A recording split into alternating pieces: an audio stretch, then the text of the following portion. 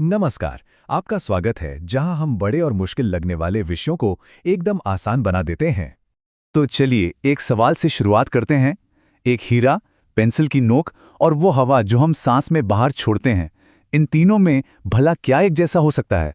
तो इस सवाल का जवाब ढूंढने के लिए हम कार्बन को समझने के एक सफर पर चलेंगे। इसके जो एकदम बेसिक सीक्रेट्स हैं, वहां से लेकर हमारी रोज की जिंदगी में इसका क्या रोल है, सब कुछ जानेंगे। ठीक है, तो चलिए सीधे मुद्दे पर आते हैं। कार्बन की ये जो खासियत है ना, ये कोई जादू नहीं है। इसके पीछे दो बहुत ही सिंपल सी वजह हैं, या कह सकते हैं दो सुपर पावर्स। इसकी पहली सुपर पावर है टेट्रावैलेंसी। अब ये सुनने में भारी भरकम शब्द लगता है, पर मतलब सीधा सा है। सोचिए, एक कार्बन एटम के चार हाथ हैं, जो उसे एक साथ चार अलग अलग दिशाओं में दूसरे एटम से मजबूती से जुड़ने में मदद करते हैं। ये इलेक्ट्रॉन लेता या देता नहीं है, बल्कि शेयर करता है।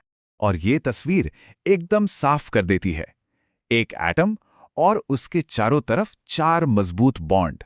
बस यही वो फाउंडेशन है, वो नींव है, जिस पर कार्बन इतनी बड़ी बड़ी कॉम्प्लेक्स स्ट्रक्चर्स खड़ी कर देता है। और अब आती है इसकी दूसरी सुपर पावर, कैटेनेशन। इसका मतलब है कार्बन एटम्स की खुद से ही जुड़ते जाने की कमाल की आदत। ये बिल्कुल वैसा ही है जैसे दोस्तों की एक लंबी चेन जो एक दूसरे का हाथ पकड़कर खड़ी हो। कार्बन ऐसे ही लंबी लंबी चेन और रिंग्स बना सकता है, और ये खूबी किसी और एलिमेंट में इसके आसपास भी नहीं है। और ये प्रोसेस कमाल के रिजल्ट्स देता है। कार्बन एटम्स आपस में जुड़कर सीधी चेन बना सकते हैं, या फिर उनमें से ब्रांच निकल सकती हैं, या वो पूरी तरह गोल एक रिंग की शक्ल भी ले सकते हैं। मतलब वैरायटी की कोई कमी नहीं। तो सोचिए जरा, इन दो सुपर पावर्स को मिला दे तो क्या होता है। नतीजा यह है कि कार्बन के 10 मिलियन मतलब 1 करोड़ से भी ज्यादा कंपाउंड्स मौजूद हैं। ये नंबर किसी भी दूसरे एलिमेंट से मीलों आगे है। तो अब जब हम इसकी ताकत समझ गए हैं, तो चलिए देखते हैं कि कार्बन के कितने अलग-अलग चेहरे हैं। इन्हें एलोट्रोप्स कहते हैं। मतलब है तो वही कार्बन, लेकिन एटम्स के जुड़ने का तरीका अलग-अलग है, और इसी से सब कुछ बदल जाता है। और ये देखिए क्या गजब का कॉन्ट्रास्ट है। एक तरफ हीरा जो दुनिया का सबसे हार्ड सब्सटेंस है, और दूसरी तरफ ग्रेफाइट जो इतना सॉफ्ट है कि पेंसिल की नोक में इस्तेमाल होता है। सोचिए, एलिमेंट एक ही है, कार्बन, बस एटम्स की अरेंजमेंट ने जमीन आसमान का फर्क पैदा कर दिया। और कहानी यही खत्म नहीं होती। कार्बन के और भी रूप हैं, जैसे ये फुटबॉल जैसी दिखने वाली फुलरीन। और फिर है ग्राफीन, ग्रेफाइट की सिर्फ एक एटम जितनी पतली परत। ये अविश्वसनीय रूप से मजबूत है और बिजली का बेहतरीन कंडक्टर भी। सही मायनों में ये भविष्य का मटेरियल है। ठीक है, तो कार्बन के अलग-अलग रूप तो देख लिए। अब चलिए इसके सबसे सिंपल लेकिन सबसे जरूरी कंपाउंड्स के परिवार से मिलते हैं। इन्हें कहते हैं हाइड्रोकार्बन। ये टेबल इन हाइड्रोकार्बन्स को बहुत अच्छे से समझाती है। देखिए, 3 मेन ग्रुप्स हैं, और इनमें फर्क सिर्फ कार्बन एटम्स के बीच के बॉन्ड का है। कहीं सिंगल बॉन्ड है, कहीं डबल, तो कहीं ट्रिपल। और बस इसी छोटे से फर्क से इनकी पूरी केमिस्ट्री बदल जाती है।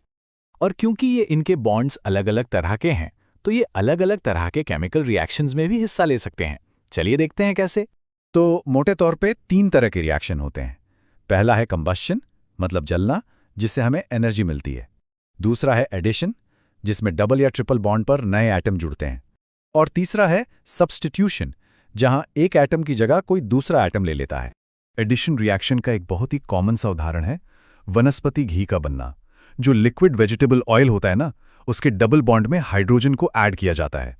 इससे वो डबल बॉन्ड टूटकर सिंगल बॉन्ड बन जाता है, और तेल सॉलिड घी में बदल जाता है।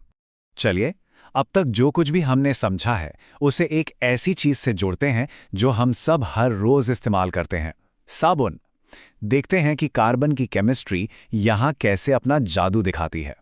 तो साबुन का जो मॉलिक्यूल होता है, वो असल में एक लंबी कार्बन चेन ही है, लेकिन इसकी एक कह सकते हैं दोहरी पहचान है, और यही पहचान इसकी सफाई करने की ताकत का असली राज है। देखिए, इसके 2 सिरे हैं। एक सिरा है जिसे पानी से दोस्ती करना पसंद है, इसे हाइड्रोफिलिक कहते हैं। और दूसरी है इसकी लंबी पूंछ, जिसे पानी से डर लगता है, लेकिन तेल और चिकनाई से दोस्ती करना पसंद है, इसे हाइड्रोफोबिक कहते हैं। तो ये पानी और तेल के बीच एक पुल की तरह काम करता है। तो जब हम हाथ धोते हैं तो साबुन की ये जो तेल से दोस्ती करने वाली पूंछें हैं वो गंदगी और चिकनाई को चारों तरफ से घेर लेती हैं और एक गोला बना लेती हैं जिसे मिस्सेल कहते हैं। अब गंदगी तो अंदर फंस गई और गोले का बाहरी हिस्सा पानी से दोस्ती कर लेता है। बस जैसे ही हम पानी डालते हैं ये पूरा गोला गंदगी समेत बह जाता है। तो कुल मिला के बात यह है कि पेंसिल की नोक से लेकर हमारे शरीर को बनाने वाले डीएनए तक हर जगह कार्बन ही तो है। इसकी वो दो साधारण सी आदतें, 4 बॉन्ड बनाना और खुद से जुड़ते जाना, यही हमारी पूरी दुनिया का आधार हैं। इसकी यही वर्सैटिलिटी, यही खूबी इसे सारे एलिमेंट्स का मोस्ट वैल्यूएबल प्लेयर बनाती है। ये सच में एक हीरो एलिमेंट है। ये पूरा सफ़र हमें दिखाता है कि एक अकेले एलिमेंट में कितनी ताकत छिपी है।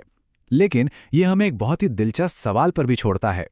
जैसे जैसे वैज्ञानिक ग्राफीन जैसे कार्बन के नए नए रूप खोज रहे हैं, ये अद्भुत एलिमेंट हमारे भविष्य को और किन तरीकों से बदलने वाला है, इसकी कहानी में अगला चैप्टर क्या होगा।